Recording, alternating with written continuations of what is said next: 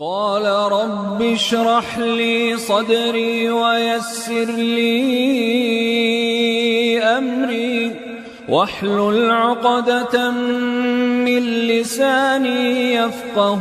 قولي واجعل لي وزيرا من أهلي هارون أخي أشدد به أزري وأشركه في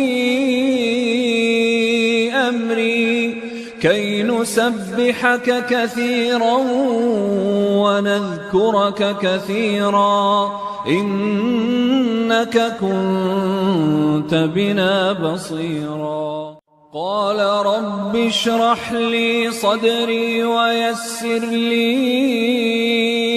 أمري واحلل عقدة من لساني يفقه قولي